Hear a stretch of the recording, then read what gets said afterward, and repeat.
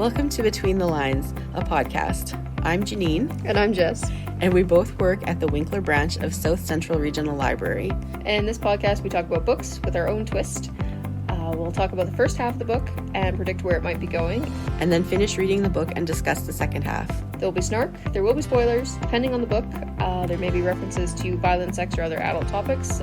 So if that's not for you, stop listening now. And alright, we'll get into this week's book. Could I be any more excited about today's book?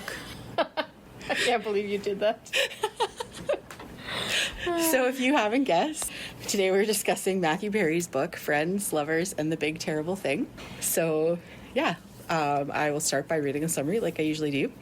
Hi, my name is Matthew, although you may know me by another name. My friends call me Maddie, and I should be dead.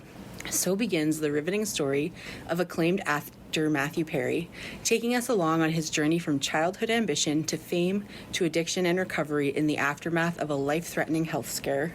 Before the frequent hospital visits and stints in rehab, there was 5-year-old Matthew, who traveled from Montreal to Los Angeles, shuffling between his separated parents. 14-year-old Matthew, who was a nationally ranked tennis star in Canada. 24-year-old Matthew, who nabbed a coveted role as a lead cast member on the talked-about pilot then called Friends Like Us, and so much more.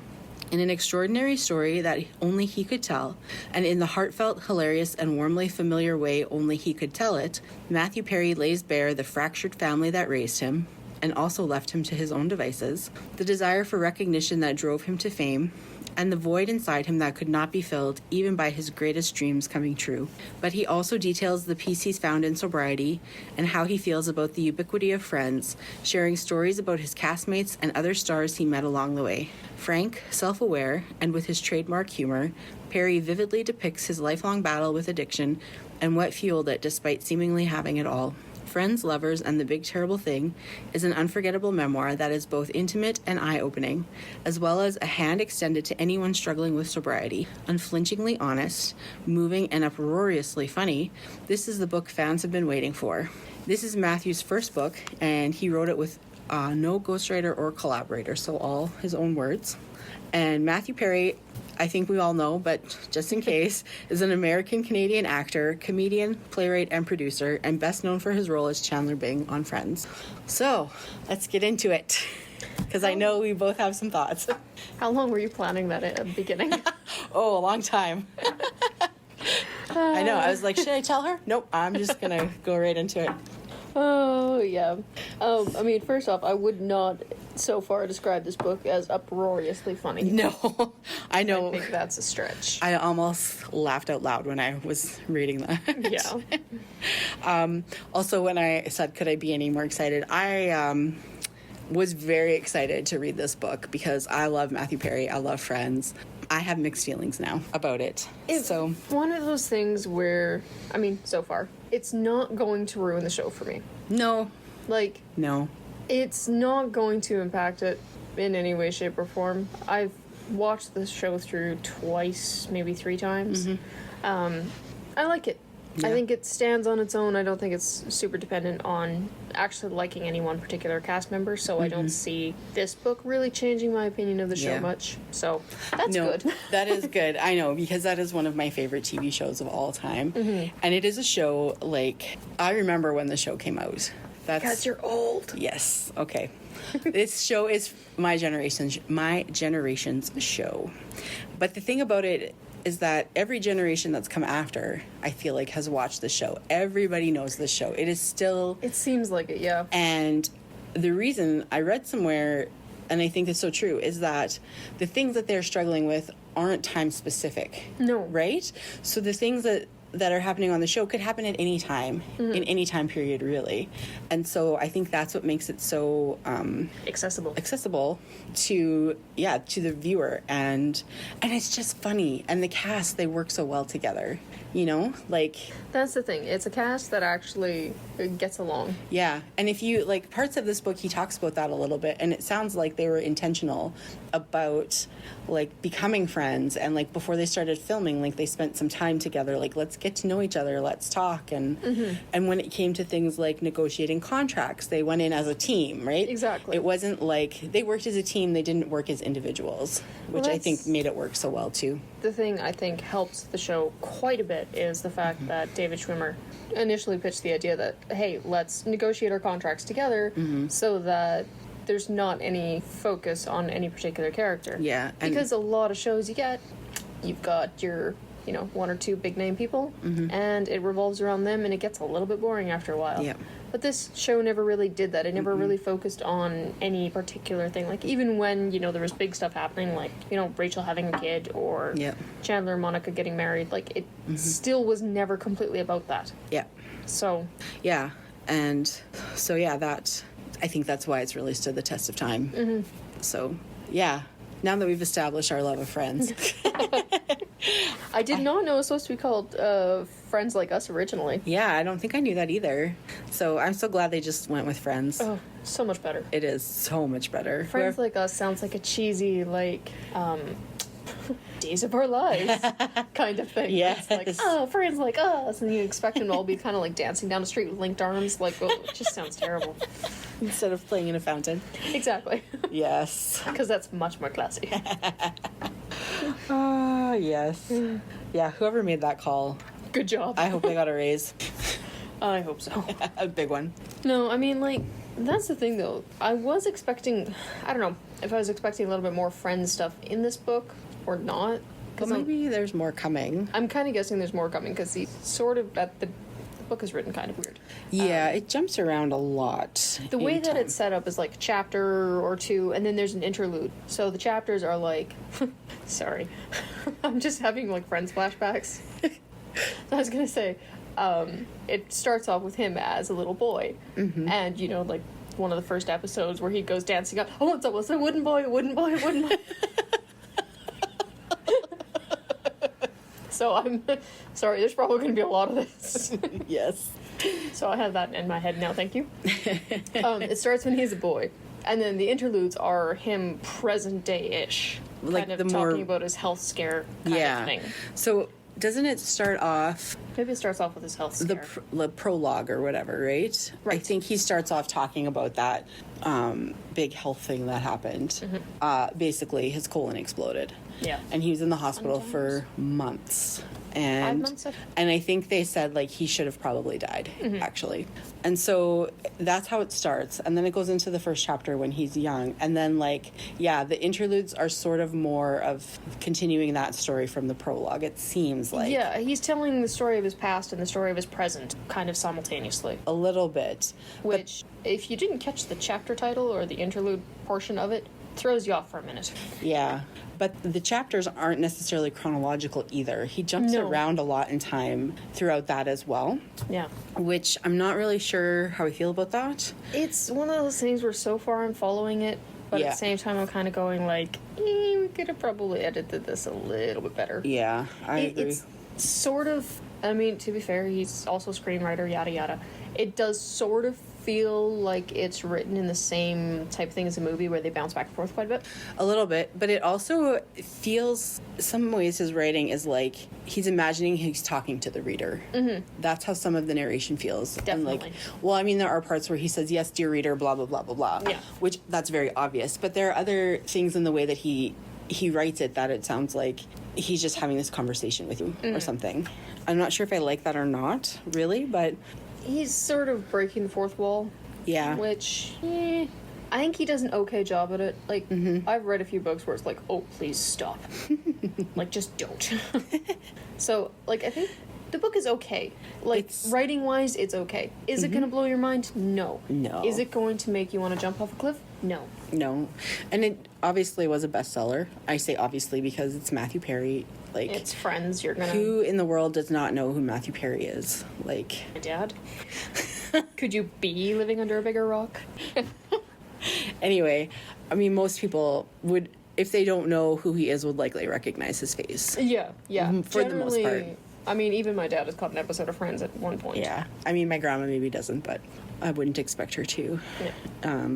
To know that. So, yeah, I'm struggling a little bit though because when he talks about like his drug use and stuff, first of all, it's a lot of drugs. Oh, and like crazy amount of drugs. Like Keith Richards is looking at him going, dude, lay it off. And I cannot tell by the way he writes if he is trying to be brutally honest and like confess or whatever, or if he's bragging about it. That's the It's thing. for me, I can't tell. I'll be honest, when he had his health scare and Elsie, whatever his friend / personal assistant's name is, Yeah, I can't remember. like breaks him out of the sober home that he was living in and like drives him to the hospital. When the doctors actually find out that there's something wrong, it's like his first reaction is, "See, I told you." Where I'm like, dude, Yeah. really? There is a little bit You of can like understand if they're concerned about drug-seeking behavior. yeah. And there is a little bit of that like combative behavior or something, or I'm not sure like how to describe it, but like I don't know, like when he's talking to people and he doesn't get an answer that he likes, he sort of like lashes out. It seems like, which Seems very immature. and is that the drugs or is that just because nobody taught him how to behave any better because he was a I don't know. self-admitted latchkey kid? Like, I will say his parents don't seem great. No, and he talks about that, like, well, like how his parents kind of neglected them, and then he goes, not that I'm blaming them, but I'm like, sort of you are though by bringing it up, like, It's one of those things where it's, okay, if you just brought it up like once, maybe twice to, for the story, sure. yeah, Okay, it does help explain a little bit why you are the way you are. But it's not once or twice. well, yeah, and it's a fair amount. it sort of to me feels like my parents did not do a good job of raising me, but they're going to read this book, so I have to make them feel like I'm not blaming them for how I was Yeah. raised, kind of thing, or like, Like, he was originally going to call the book Unaccompanied Minor. yeah. We're kind of going, whoa, that's a direct shot over the bow there. Yes, because he talks about how he would fly to LA to see his dad by himself at like 5 years old. Which I'm like, whoa! I know. I was That's- kind of shocked by that. I'd maybe let my 5-year-old walk to school by themselves, depending on the neighborhood, but... I don't even let my 5-year-old walk to the bus stop by herself. No, she's 6 now, sorry. But like, still, I walk her to the bus stop. It's one of those things where I'm going, it's not necessarily that anything bad's going to happen, but let me tell you, if I was 5 years old and I had to walk myself down the street to the bus stop or off to LA, I would have been chasing squirrels in a nearby park. Absolutely. Like, not that anything bad's going to happen. I'm a 5-year-old. I get distracted by shiny things. Exactly. Hell, I still get distracted by shiny things. That's exactly right. And they're not paying attention to what's going on around No. them. Suddenly a car comes, where we live, there's like a corner, and it's like I've almost had an accident at this corner when I've been in a car, and cars come ripping around the corner. They're not paying attention. She's not paying attention, then what? That's the thing. They have the innocence of 5-year-olds, but they don't see danger around every corner. And that's Exactly. great. It That's is. fantastic. They're 5. That's how it should be. Mm-hmm. But that doesn't mean I'm going to send them across country by themselves. Exactly. Or to the bus stop. Yeah. Like, Yeah, I know. I was kind of like, okay, yeah, your parents did kind of do you dirty with that one. yeah, and I mean, even for the 70s or whatever it was, I'm still going to, like, whoa. Yeah. That's still a bit much. Yep, I agree. I mean, they also gave him phenobarbital at 30 days old. I know. Don't blame the parents for that. The doctor said, so they did. Yeah, exactly. Like, you don't question every single thing that your doctor tells you No. to do. And Generally- baby's screaming, it makes him stop screaming. You assume that it's good. Yeah. But, whoo. And back then, they did a lot of things that we would not do today. Oh, yeah. So, No, it's one of those things where I can understand where the drug use started. I can understand it. Troubled teen. I don't want to use the words broken home because honestly, divorce is sometimes the best option. And he even goes on later He to does admit say that. that. Like, his parents were together for his graduation, and he's going, "Oh yeah, you guys really are better apart." and after they divorced, they both married other people who I believe his mom for sure is still with that person today. And I think his dad too, like he says that they went on to marry the right people. Yeah, like that's the thing. They were not the people for each other, and that's fine. And sometimes it's just a bad idea to stay together. But Yeah. so I don't want to call it a broken home because by the time before he was 10, where his mom had remarried, right? Oh. He was still fairly young at the He age. was pretty young. Maybe it was Because he was talking about his little sister's. Anywho, so it's not as though he didn't have any parental figures. Like, Keith was there, his mom was there, he had siblings. Was it the most idyllic childhood ever? No, definitely not. But it's also one of those things where, like, at one point he complains about Keith always taking his mom's side when she didn't want him to do something. And I'm going, he sounds like a stand-up guy. That's what parents do. Like, it's called United Front, buddy. Exactly. Like, if my husband says no to my kids to something and they come and ask me, I'm not going to say yes. No. Because what does that teach them? Oh, well, if dad says no, mom will say yes. Like, exactly. It just makes them ping-pong in between parents, and then you eventually just... That's bad parenting. I'm sorry. I'm sorry to parents who do that, but don't. Personally, I don't think that's a great idea. No. Because it sends the wrong message to your kids. Yeah. So I'm like, Keith sounds like he's a decent guy. Yeah. I get that not having his biological father there or whatever would impact things, but at the same time I'm going, yeah, you moved. Yeah, you know, your life sucked a bit. I can understand the beginnings of the problem. Yeah. What gets me is, at this point, he just doesn't really seem to not want to do it. Like now in the present. Now in the present, or at the stage we are in the book. Yeah. Like, it doesn't actually seem like he genuinely wants to stop. Yeah. To a certain extent, I agree. Like, he stops because he has to pull it together for the show. Or he has to, you know, he can feel it going off the rails, so he pulls it together for that. But there doesn't seem to be the genuine, like, I have to stop. Yeah. I have to. I can't do this anymore. I'm, you know, making that resolution that I will not. He does talk about at one point, though, when he had his big health scare, he had to have a colostomy bag for quite a while afterwards. And so one of his therapists, I think, had said to him, like, imagine having to have that permanently or something. Yeah. And he said that was kind of the thing that made him be like, okay, I don't think I'm ever going to do this again. So... But, like, that's the current timeline. Oh, you're I'm talking about, talking, like... the chapter timeline where we're in, like... Still on Friends. We're still on Friends, yeah. Okay, that part, yeah. Like, it doesn't... It seems like he had to, so he did it because he had to pull it together for whatever project he was working on, but he didn't actually genuinely deep down go, do you know what?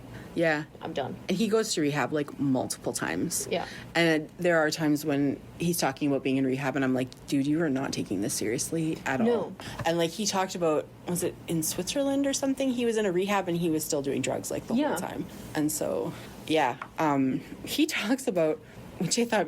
Like, when he took the pills, and he talked about how, like, something about the feeling of your blood turning to honey or something like that, and I was like... And, like, heroin is, like, your entire body turning to honey or something. Something like that. But, like, he was talking about, like, OxyContin or something, and I was like, I've taken that after surgery. I don't remember feeling that way at all. It could be affects you differently. He's probably also on alcohol at the time. Yeah. But I was like, oh, I'm thankful that I did not feel that way, because maybe I would be high right now also. But, like, the way he described it, I was like, that's really interesting, because my experience with it after surgery was completely different. Also, I don't need any sort of substance to get giddy, so I don't know. I don't understand the appeal. I just feel like he must have very low self-confidence or something. Like, it does feel like he's trying to make up for something. Like, I mean, he says quite often, like, the pressure to always be the funniest person or to always make people laugh. And at one point he was doing the audition for something, and he just didn't have it in him to be funny. And he still got it, and he kind of realized that, oh, I don't actually have to be the funny man all the time. Yeah. And also, like his fear of being abandoned is so huge. Like, it's such a big theme that comes up over and over and over, to the point where he's, like, dumping his girlfriends so that they don't dump him, right? Like, I'm going to dump you. He dumped Julia Roberts. Yeah, I know, right? That to me was sort of hilarious. Never mind the fact that she's apparently looked baffled by it. I'm like, yeah. I mean, you get points for that, dude. I know. I also thought it was funny their relationship started over facts. Yeah. But old-fashioned texting. Yes. But he also talked about, like, when his parents separated and his dad drove he and his mom to the Canadian border to meet his grandpa, and he talks about feeling abandoned then, and I'm like, you're 9 months old, you feel nothing. You feel hungry. You don't remember how you, like, you... How does he remember anything from 9 months old? Like, if you can remember from 9 months old, I have not met anybody who remembers life as a 9-month-old. Like, the way he talked about it. No, I have vague recollections of funerals that happened when I was very, very young. Like, my sister died when I was, like, 1.5-ish. Okay, but that's not 9 months. No, but, like, I still have vague... They're not memories, they're more like impressions. So... I can understand traumatic experiences, even at a young age, actually being somewhat memorable, even if it's not a clear memory of like, oh, I waved goodbye. But like that. But are you aware enough at that age to actually? I don't know. To me, I was sort of like, do you know what you're saying? Are you high? How much of this book did you write while high? Is what I would like to know. That would be actually interesting. Any of it? I'm sure there was some of it. There must be. Yeah. Although you never know. Because he must have started it after his big health incident. I feel like we need to come up with something else to call that. Anyway, but yes, the theme of abandonment is a big one for him. Mm-hmm. And I think, like, drinking or doing drugs to make yourself feel comfortable. Yeah. And I think, like, he talks about having all of this therapy. He's been in therapy for so many years. Why is that therapy not helping you? And that's the thing where I go... And I don't want to victim blame because there's a point where he is just not strong enough to battle the demons. But it seems to be avoidance and escapism is his thing. Mm-hmm. That's true. And put it this way. Can you imagine Chandler Bing in therapy? No. It would be glib joke, funny joke, glib joke, funny joke. Yeah. While I am fully aware they are not the same person, he has said multiple times that Chandler Bing is... like the perfect character for him because that's basically who he is. Yeah. Well, so I do kind of question if the therapy is something I don't want to say that he's ever wanted to work or if it's, I don't know how to put it, more like unconsciously just kind of going, what's the point? I'm going to backslide anyway. Yeah, that's true. He does talk also, speaking of the Chandler Matthew, that they took them all out for lunch individually before the show, and they took parts of their personalities and wrote them into the characters, too. So that's another reason why it makes sense that show works so well. Yeah, that's the thing. Because their characters were, to a point, the people that they played. They didn't have to do as much acting. Right? No. Oh, yeah. But, I find, like, at points I find him very likable in this book, and at other points I'm like, you are such an... It's very... yeah. Like, he talks about all his money and my big homes, and look at my spectacular view, and I sold this house so I could buy this house, and look at my house, and... That's the thing, there's a lot of that, but at the same time, I can kind of understand why he's emphasizing it now, because a couple times he mentions, like, he kind of thought that being famous would fix everything. Yeah. And now that he has the big homes and the fancy cars and yada yada, it hasn't fixed anything. No. The other thing I thought that was really interesting was he said that that he's learned that being famous is not the answer to all of his problems. Mm-hmm. And no person who's never been famous will ever truly understand that. Yeah. Something to that effect. And I was like, no, I don't think you need to experience it to understand that it's not the be-all and end-all that people think it is. Like, it's one of those things where I'm going, don't underestimate the ability of people to want to be normal or forgotten. Exactly. Would I like to have his millions of dollars? Well, sometimes, to a certain extent, yes. The money would always be nice, maybe not to crazy amounts that he has. I think it's safe to say everybody wants financial security, and what that looks like to different people is totally different. Like, that, I think, is something that's safe to assume. But to say that because everybody wants financial security, it means they want to be rich and famous is not accurate for me. No. I mean, do I have expensive taste? My husband would say yes. Do I like to travel? Also yes. Do you need money for those things? Yes, you do. So, but I don't want to have to, like, hide my face wherever I go. No. Or, like, not be able to go out in public because everybody is yelling at me and there's a new rumor in the newspapers about me every day. No, thank you. Oh, I don't want any of that. And so to say that normal people can understand, no, that to me just sounded a little bit cocky. I know myself well enough to know that if I ever were unfortunate enough to become famous, I would hate it. Well, there are different ways of doing fame also, though. Like, there are some celebrities that you just never hear about. There's the quiet ones. That would be the kind of Keanu celebrity. Reeves ones. I would... Also, he disses Keanu Reeves, like, I know. majorly. Like, dude, we're taking away your, like, Canadian citizenship for that. You use your Canada card for that one. Come on. Although you get it back for beating up Justin Trudeau. He did take that statement back. Mm-hmm. He said he just picked a random name or something. And I'm like, I don't think so. That seems... Because it happens twice. Yeah. He talks about it twice. And so I was like, no. That's kind of... What do you have against Keanu Reeves? Like... Yeah. And, like, Keanu Reeves is big films. No offense, guy, but you had one thing. You had Friends. I mean, he had a few movies that were fairly big. Yeah, but nothing compared to Friends. No, he hasn't done... maybe Fools Rush In. That was a fairly big movie. That was before my time. I'll have to take your word for it. Oh my goodness, it's a romantic comedy. You don't remember him for Fools Rush In. You remember him for Friends. Yes. So. But Keanu Reeves... You remember for eating a sandwich while sitting and looking sad on a bench. No. You remember him for Bill and Ted's Excellent Adventure. His best movie ever. Best movie ever. Like, he's just got a larger body of work. Yes. That is, frankly, seen. I mean, The Matrix, John Wick, Bill and Ted's Excellent Adventure. I have seen none of those, except Bill and Ted's. You've never seen The Matrix? No. Never. Absolutely not. No. Keanu Reeves, in my mind, is Ted Theodore Logan. You should watch Bill and Ted's Excellent Adventure, followed immediately by The Matrix. That would be hilarious. We'll see. So, but yeah, either way, we've kind of gotten off topic. This is the second podcast recording today that I've talked about Bill and Ted's Excellent Adventure. You really need to just go home and watch that movie, I think. I do. I love it so much. It's so good. Oh. Yeah.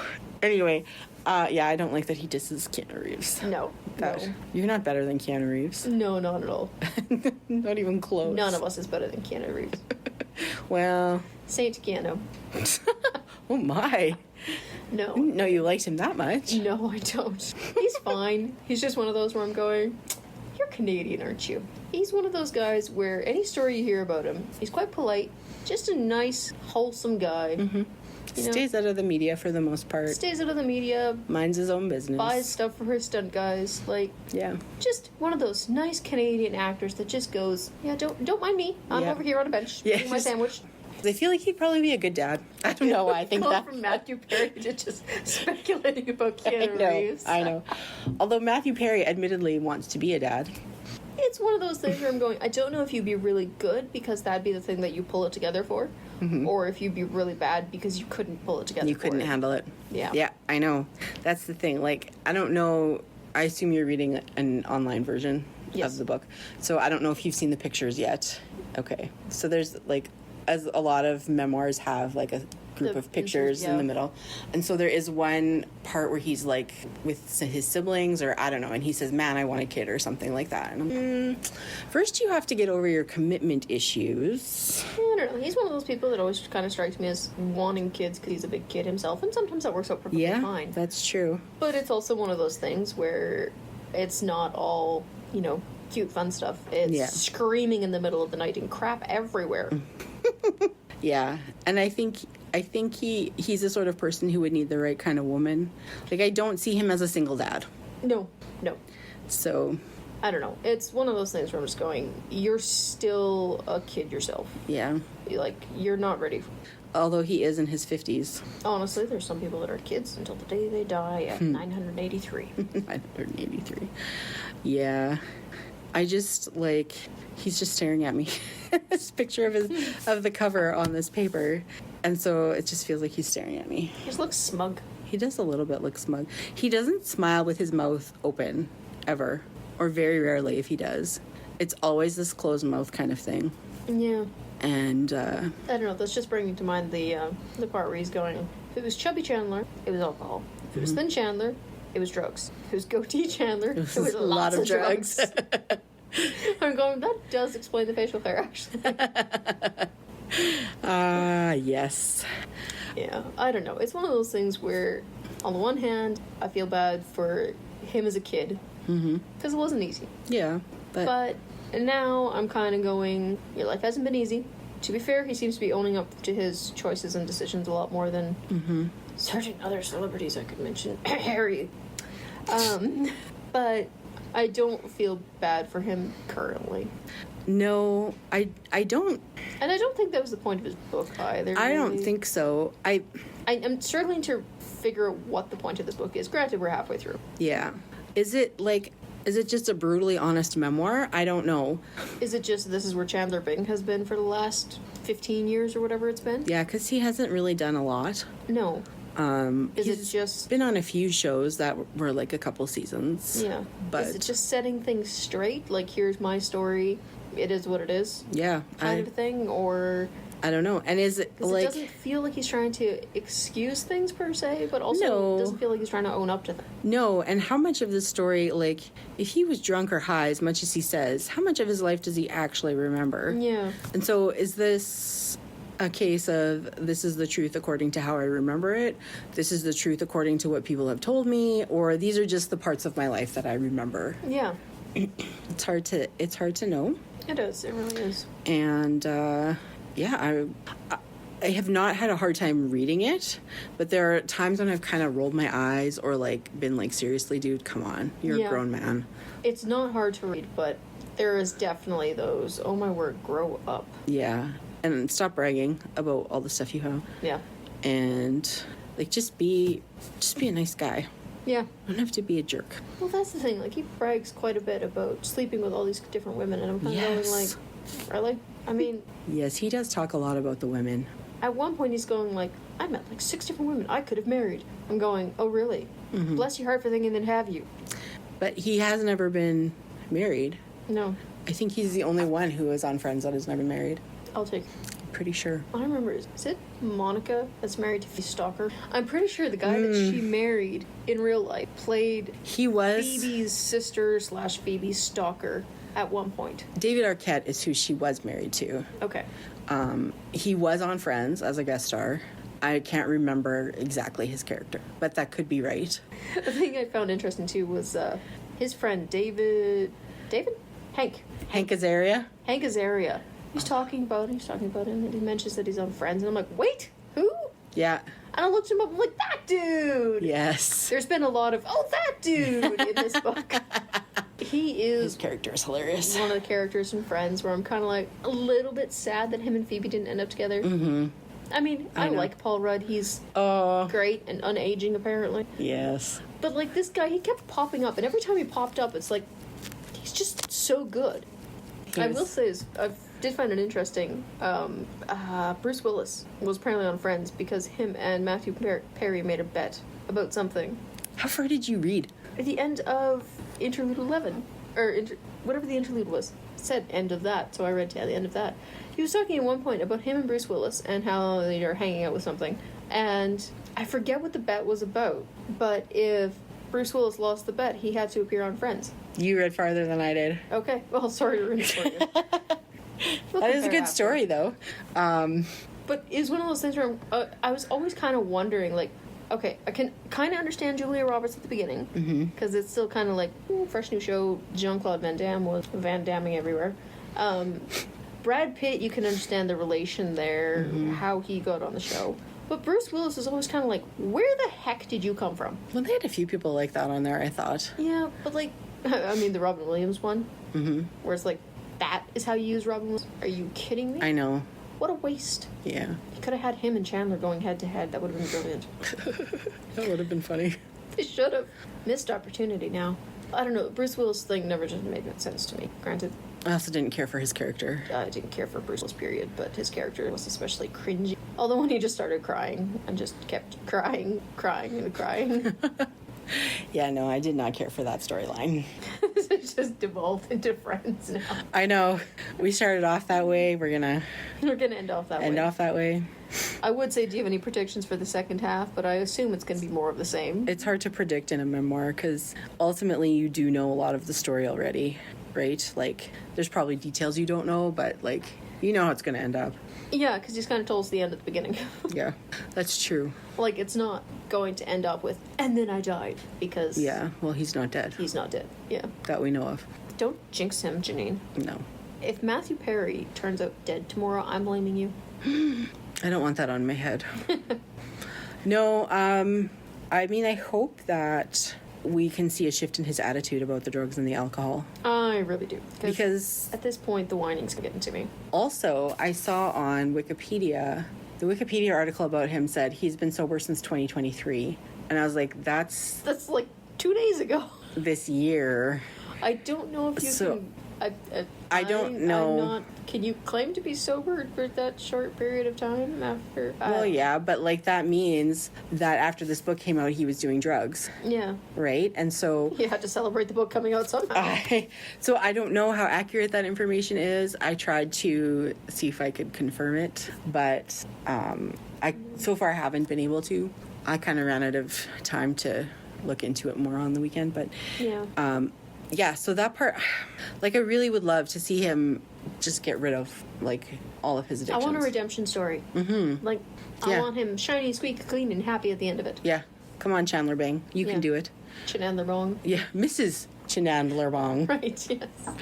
No, I don't know. The one other thing that kind of got to me was he was whining about not having any Emmys. Yeah. And, like, nominated 4 times, but never won. I know. And then he goes on later to say, like, yes, the only time I was nominated for an Emmy in France was season 9. Incidentally, the only season I was sober for. And you're going, so, what you're telling me is if you stop drinking and doing drugs, you're a better actor. Yeah. Stop whining about not getting any awards for being a good actor when you're willfully making yourself not be a good actor. Yeah. Truth. But stuff like that where it's like, why am I not being recognized? Because you can't recognize yourself in a mirror, buddy. Stop slamming him now. Stop being mean to him. I'm still on the fence about this book, so we shall see. Kind of hope, I don't know. Like I said, I'm struggling to figure out what exactly this book is. Yeah. Like, is it, here's my story, that's what it is, set the record straight, or is it just, ooh, pitiful me? He wants to tell you about his time on Friends, all his lovers, and the big terrible thing, which is his addiction. Well, I'm bored, both. You are a tough critic. Yes, I am. Be fired so quick. Anyway, I think with that, we'll proceed on to the second half of the book and keep our fingers crossed for a magical redemption arc. Could we be any more excited about the second half? Oh my God. We're back with the second half of Friends, Lovers, and the Big Terrible Thing by Matthew Perry. So, I feel like I don't know if a lot to unpack in the second half. Second half was more of the same of the first half, in my opinion. Honestly, I feel like you could have cut down the second half by a solid quarter. Well, when I was reading one of the last chapters, I was kind of like, have I not read this before? Yeah, it got very repetitious on like some, like to the point where I'm going, excuse me, did your editor mix up a little bit? I know. I was like, I'm pretty sure I read this part already. Didn't we just do this? A little while later, I was like, I think I read this part also. Did I read this chapter ahead of time? Mm-hmm. I don't know. I was a little confused because some of it felt like I'd already read it. Yeah. So. No, it was one where I'm kind of going, yeah, we could probably cut this down a bit. Yeah, I agree. Some editing was very necessary. Yeah. Sorry, Matthew Perry. Still read easier than the Prince Harry one. I will say that. Yes. Yes. The Prince Harry one I found, well, I mean, listen to the podcast. That may have gone out, that may not have come out. I don't remember the release schedule. But Prince Harry's was very soundbitey. Yeah. Whereas the Matthew Perry one was a little bit more timelines with interludes. Mm-hmm. Like, it was fairly chronological. With the exception of the interludes, like there was still some parts that weren't super chronological. There was parts here and there, but like overall, compared to some other nonfiction books I've read, where it's just like, oh my word, you are all over the place. Mm-hmm. Like you need a little date stamp at the bottom of every page to tell you where you're at right now. Yes, so. I just had an overwhelming feeling of his life must have just been exhausting.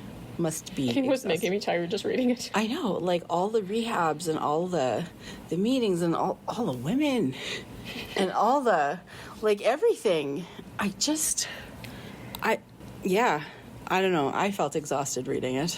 It was one of those where I'm going, okay, you're going to this rehab and you're going to that rehab and you're going to another rehab. But it never really felt like you actually wanted to quit. Mm-hmm.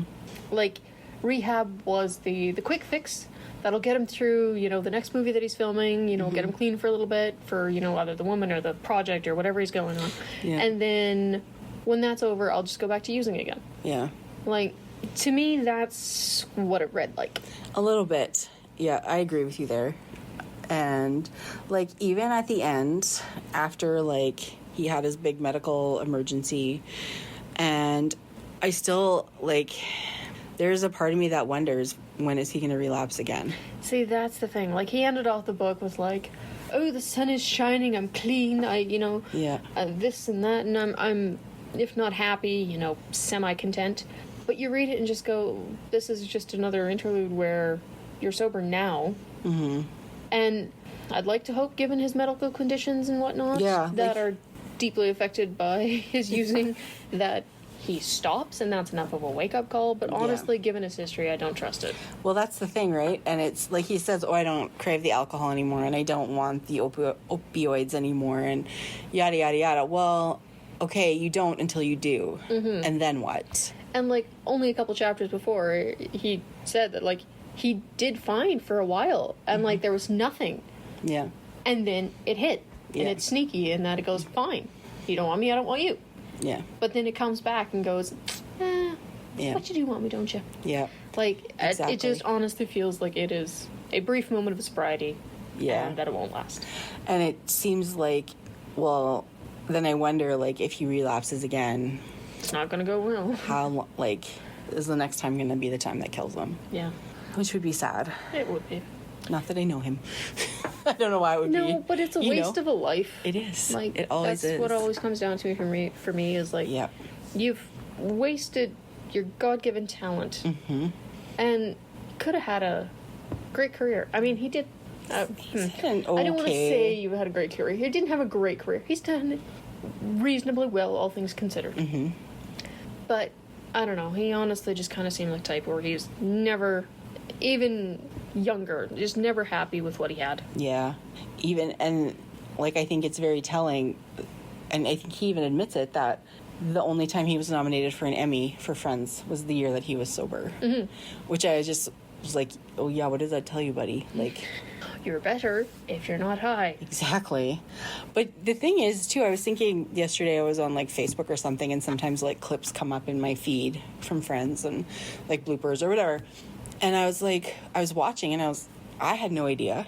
I don't even think I could tell now that he was high or drunk or whatever. That's why they call them functioning alcoholics, because they can function. I know.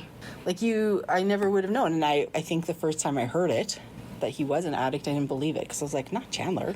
Really? Because to me, I'm like, that makes sense. I don't know. Something about his character is always desperate for attention. Yeah. And desperate for people to notice him, for people to like him. And that desperation often leads to other things. I don't know. True, but that's just a character. Yeah, but it is also a character that mirrors him quite closely. Yeah, true. The one part that I did identify with was when he was talking about his dentist and how much he hated his dentist. Now, don't get me wrong. I have the best dentist in the world, but I hate going to the dentist. And I felt all those feelings that he was feeling about the dentist. I couldn't care less, and I was wondering why the heck he was complaining. Dentists bore me. Numbing, Novocaine, whatever, works very well on me, so I'm just bored. I love my dentist. He is the best. I do not like what he does to me. So. One of the things that got me was, like, at one point he's swallowing, like, 55 pills a day. Yeah. And I'm going, dude, what? I know. Like, that should kill anybody. How do you even? I know. Like. And he even said to get that amount of pills was, like, a full-time job. Yeah. So. No, it just boggles my mind. I'm like, how do you have time left in your day to do anything else? I know. Like, oh. And plus, I don't want to swallow 55 pills. I don't like swallowing pills. It's a lot of pills. Like. A lot of pills. And with me, I always go, like, okay, what's the logistics of this? Are you taking, like, 5 at a time? Are you doing, like, 1 every 20 minutes? Or, like... No, I think he said, like, well, I had to take 4 to do this, and then 8 more for this, and then 3 to do this. Yeah, and, like... it's, like, 7 to make sure I make it through the next 4 hours. And I'm going... Yeah. Wow. I know. That's... Like... And he even says to the point where, like, the pills don't even really do anything for him anymore. Yeah. And so He's gotten numb to them. that's why I feel like he thinks that he can stay sober this time, because it's like, they don't affect me. It's okay. And like, I guess the next logical step would be heroin, right? And he's very adamant about that he will not do heroin. Yeah. Which I commend him for. And If that's his line, it's at least a line. yeah. Like, but yeah, no, it's the pictures. I mean, in your book, the paper copy or the physical copy, they are in the middle of the book. For mine, they were at the end of the book. Mm-hmm. And honestly, like, looking at the pictures of him as a cute little kid and, like, as a, preteen, where I'm like, okay, you had tennis, you had potential. Mm-hmm. And then to just kind of watch it slowly disintegrate, I'm like, oh, you just made me sad. Yeah, I know. Like, I feel bad for what he could have been. Yeah, I know. It's funny, though. Like, he played a tennis player on Beverly Hills 90210, and which is another one of my favorite shows. I didn't realize that he was an actual tennis player, like, that he was actually pretty good. So I was like, oh, that's interesting. Now he plays pickleball. Yes. I don't know what pickleball is, but it sounds like fun. It's an old person sport. Okay. So. Is it like a shuffleboard?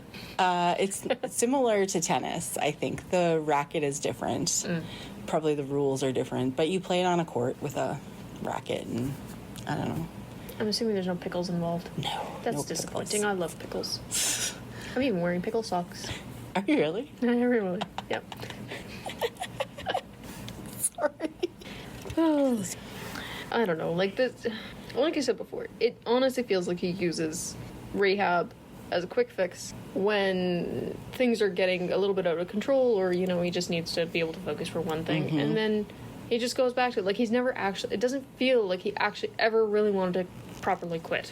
So I don't know if this is specifically in the book written out like this, but according to Matthew Perry, he has been to 6,000 Alcoholics Anonymous meetings, in therapy for 30 years, attended 15 rehabs, spent half his life in treatment or sober living houses, and detoxed 65 times. 65 times. He's 53. That's more than once a year of his life. That's insane. So, yeah. Honestly, I was reading through it, and oh my word, this guy uses the $ button on the keyboard a wee bit too often. My $600 this, and my $3,000 car, and my blah blah blah. No, it's not $3,000 car, but like, he's very much the. I have money, don't you forget it? Pretty much. Yeah. But there's a point where I'm reading and going, if you didn't have all this money and you actually had to get a job and work minimum wage, you wouldn't have so much time to do drugs. And I know that is not at all how addiction works. No. But there is a point where I'm going, maybe if you actually had to struggle for something, because he's had, like, addiction and stuff aside, his life has been fairly easy. His parents are both well off. His parents are both well off. His acting career, while it may not have been all that in a bag of chips, has been enough for him to live off of. Like, he was making $1 million an episode at the end of Friends. Mm-hmm. And that started fairly young, and, like, Yeah. even before that, like, you hear stories of actors where it's, like, audition after audition after audition after audition, and they're just not getting anywhere, they're not making any money, there's just nothing. He got hired on some relatively big-name shows, like Beverly Hills 90210, fairly young. Like, he did okay for himself. Yeah. He did a movie with River Phoenix. Yeah. Who was, like, the it boy at the time. Exactly. Which I never knew. And very different from the it clown. That's just the thing that came to my head, is just Matthew Perry beside it the clown. I don't know. Incidentally, Perry's the one holding the balloon. I don't know. My brain is strange. So anyway. But, like, compared to a lot of other actors where it's basically like, I was eating from dumpsters, he has not struggled. No. His life has been relatively easy. And there's a point where I'm going, maybe if you actually had to face some challenges and, issues that were not of your own making, maybe you'd have a bit more backbone. Well, and he's I don't want to be mean, but admittedly spent in the millions of dollars treating his addiction. That's also the thing where I'm going, maybe you don't go to the celebrity rehabs and go to one of the, like, we're getting you clean, because that's our only option. Yeah. As opposed to the, we'll get you clean, but there's a spa over there, and we'll see you in 6 months. Yeah. I mean, I agree that he comes off as a little bit entitled and look at all my money and all my nice houses and blah blah blah blah blah. But also, like, speaking for myself, and I think I can speak for you, we don't know what it's like to have an addiction like that. No, and no, so, that is the thing. like, to us it sounds like excuses and a crutch, but I think until you're actually in it, you don't know. See, that's the thing where I'm going, I don't want to judge him based on that. Like, you don't have to have a terrible life to, you know, turn to a life of alcohol and drugs. No. That's definitely And not the case. It is a disease. Yeah. Right? So... And, I mean, been given, was it benzos at, like, 30 days old or whatever the heck it was. Certainly didn't help. Phenobarb, yeah. Like, I don't want to blame him for things like that, but at the same time, I'm kind of going... It comes back to that at no point during this book did it actually feel like he ever wanted to stop permanently. Yeah. Maybe towards the end a little bit.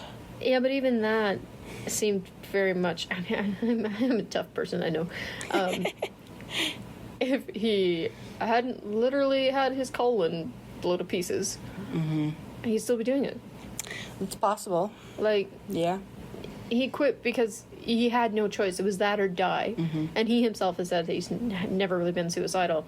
But, like, given the option, he took life, but... Yeah. He was forced into it. Yeah. It was not his choice. Yeah. So, I don't know. I wish him well. I hope he is actually clean. I hope he, you know... Yeah. Lives a good life or whatever. I know. And I hope that he finds what he's looking for, because I think ultimately, I think he just wants somebody to love him. That is what I was going to say next. And he attaches his happiness to a woman.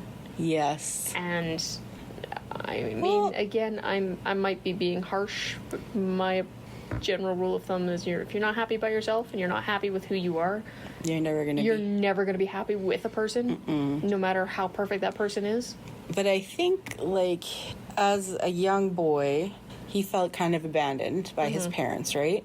And I think he's just looking for that, like, validation, and that this person is going to love me. They're not going to leave me.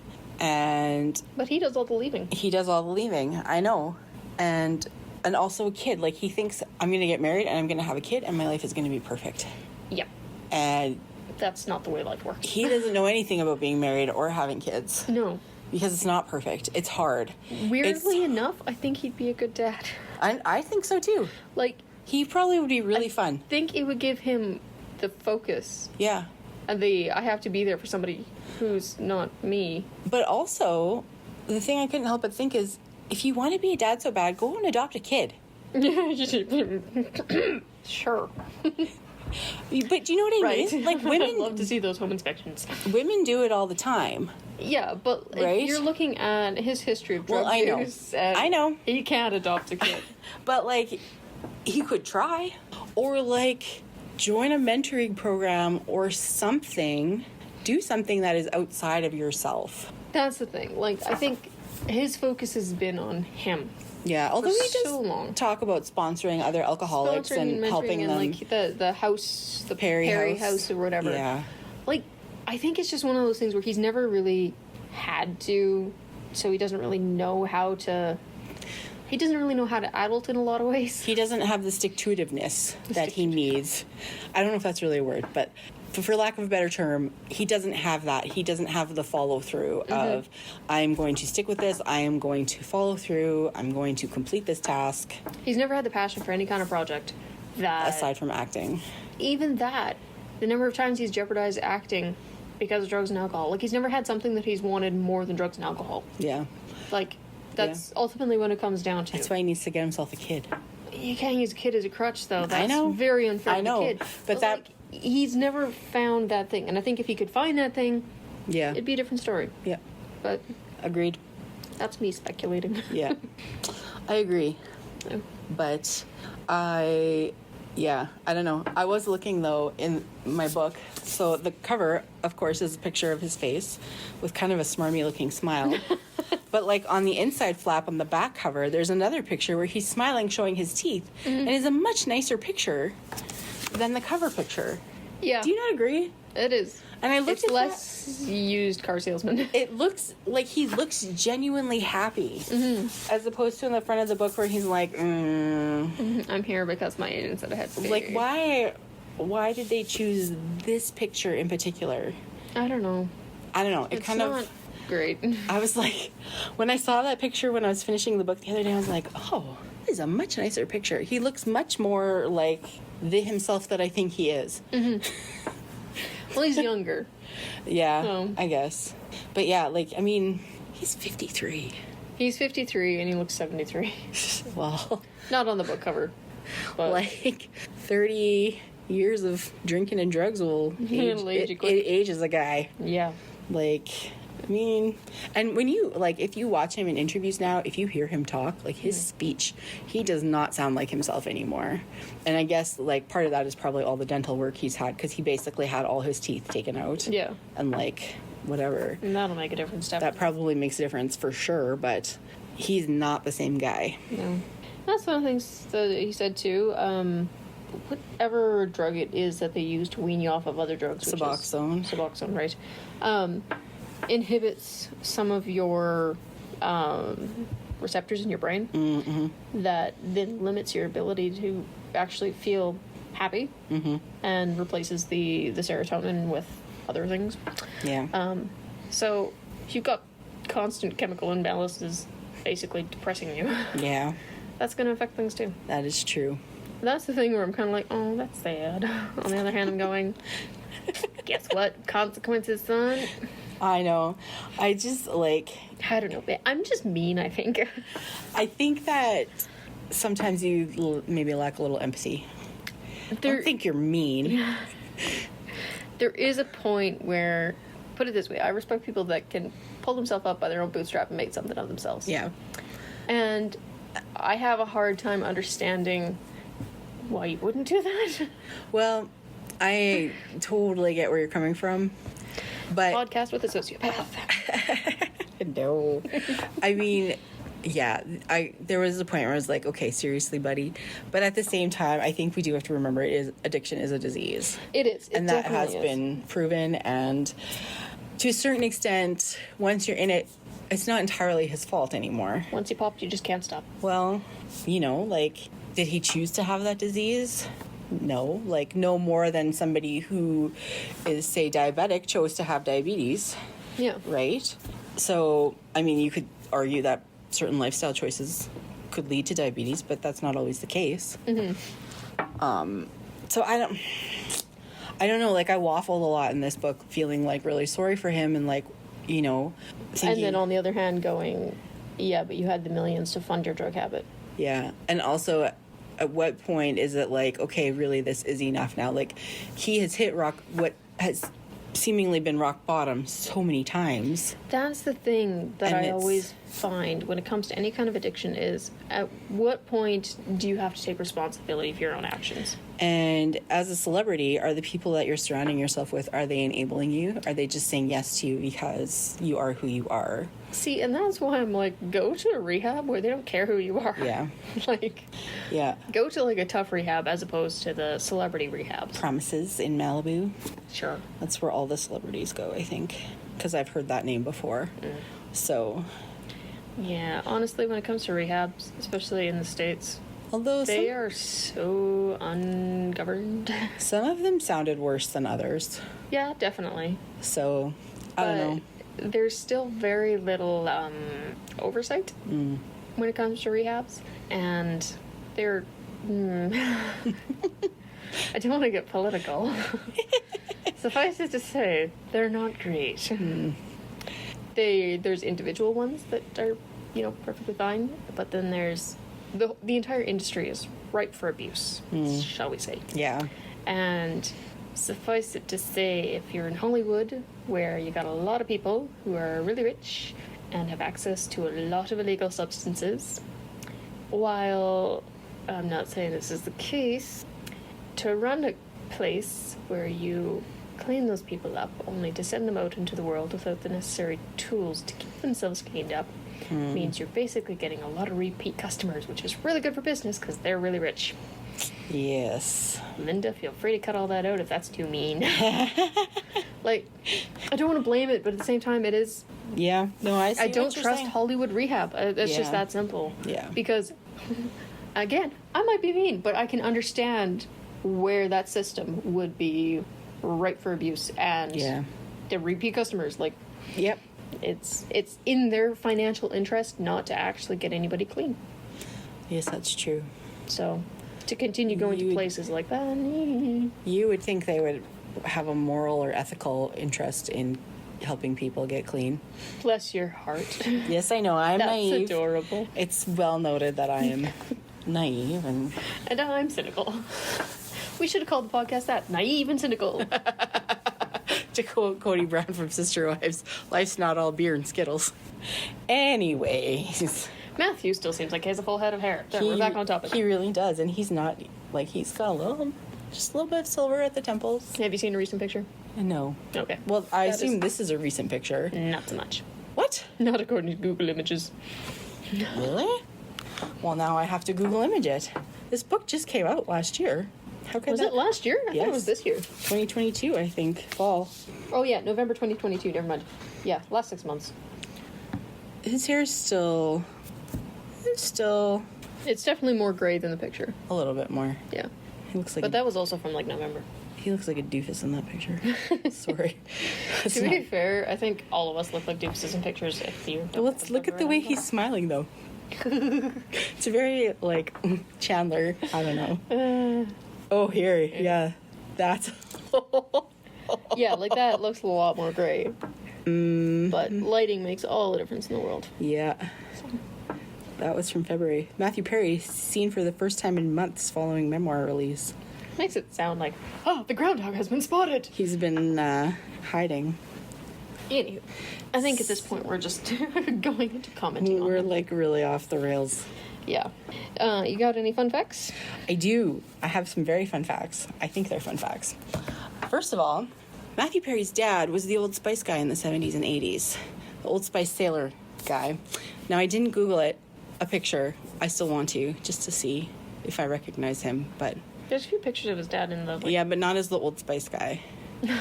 I want to see, like, if I recognize from commercials. Probably, it doesn't say when in the 80s, so it might be a little before my time. But anyway. So his dad was famous in his own right. And his mom was the press secretary for former Prime Minister Pierre Elliott Trudeau. During a 2017 interview with Stephen Colbert, it came out that Perry and current Prime Minister Justin Trudeau went to the same school as children and were once in a fight where Perry beat up Trudeau. Last year, Perry stated that the story may not have been true. So I was finding some conflicting facts about this story, so I'm not sure, like, if... I think my understanding was that his friends had told him that they beat him up, but then maybe they kind of said, oh, no, that's not really true. So I'm not totally sure if this actually happened. I do know that Justin Trudeau was like, let's have a rematch. And Matthew Perry was like, no thanks, you have a whole army behind you. I'm good. Yeah. So- you don't really want to pick a fight with somebody that has a navy. Yeah. Yeah, no. Somebody who's got command of an entire army, you leave that one alone. So I don't know if that's actually true or not, but it's kind of interesting. I think he does mention it in the book. Not very much, though. He kind of glosses... Or Yeah, he does kind of glosses over it. But anyways, they did go to the same school, apparently. So, yeah. So there you go. Some Matthew Perry facts. Fascinating. It sounded more sarcastic than I was intending. It's hard to find fun facts that are not in the book. And I mean, these things were That's the thing. a little bit in the book. It's the story so of his life, so you're not going to... technically everything should be in the book already. You're not going to get a lot of whatever. One thing that surprised me, I did not realize he and Julia Roberts dated. Maybe we discussed this in the first half, and I forgot. I don't know if we did or not, but yeah, that's the one thing too where I'm like, seriously? I know. And then that he dumped her. Honestly, I think we did good talk for about him. this. I don't know. She's not the favorite actress of mine. No. I feel like Lauren Graham from Gilmore Girls. I think they're good friends, and I don't know if He they... mentioned her a couple of times, and I'm going, wait, where did she come in here? Yes, and I'm not sure if they've dated or not. I can't remember. Sound like it? I mean, there's one woman he only referred to as like her, she, you know, There the was, one or whatever. I feel like a couple women that he didn't. Well, like there was the one for like 6 years that he dated, Mm-hmm. and he never mentioned her name, and I'm going, Is that the one that he proposed to? I think He was so? engaged for a while to an editor. I can't remember what her name was. I think Margot something. Okay. But I always thought that he and Lauren Graham might make a good couple because I know them both so well. You think their characters would make a good couple? Perhaps that's what it is. Yeah. But I mean, if they've been friends for so long, like it could You be think there's some kind of pact, you know? the if you're next still single the at next 60, logical so am step. I think they are both still single. I thought she was married. No, she was dating. What is his name? Peter something. I want to say Peter Gabriel, but it's not Peter Gabriel. He was on Parenthood with her. Okay. I can't remember what his name is, but they broke up recently. So sad. They were together for quite a while. Anyway, those are just my thoughts. Yeah, it's one of those things where... I mean, if you're a Matthew Perry fan, sure, read the book. Yeah. Honestly, if you're not a fan, you're not going to get much out of it. I didn't hate it. I didn't hate it. There were parts of it that I enjoyed. If you haven't watched Friends, you're not going to care about this book. Also, there are times when it does get kind of depressing. Yes. So if you're looking for a feel-good read, this is not If it. you're looking for a feel-good read, don't read a book that's all about drugs and alcohol and his general descent into madness. Yes. Yeah. But having said that, like, there were parts that I did enjoy. I am happy that I read it. Like, Well, I don't regret reading it. It's not like, oh, that was such a waste of time. No. I don't feel that about this book. Anyway, I think, yeah, like, if you're a fan of Friends, for sure, pick it up. If you want to know more about Matthew Perry, if you're looking for a book about addiction, might be It's a good instruction manual of what not to do. Yeah, that's true. But, like, if you want to hear from the perspective of somebody who's gone through it. Yeah. You know. Yeah, that's true. It's an interesting read, but yeah, like I said, if you're not a fan of Friends or a fan of Matthew Perry, it's probably not a book for you. If you could care less about Matthew Perry and drugs, don't pick this one up. Yeah. It was depressing. A little bit. Parts of it were. There were some parts that were good. Honestly, I ended the book just sad for the kid that he used to be. Mm-hmm. That's basically what it boils down to. Also a little bit sad for the adult that he is. Yeah. Because I think, like, he genuinely wants to be happy, but I just don't think he is. I don't think he knows how. Yeah. I think that's it. So, that's what we thought of this book. But those are just our opinions, and we'd like to hear yours. So leave us a comment. Thanks for joining us for Between the Lines, and thanks to our editor, Linda. And we'll see you next time. Bye. Bye!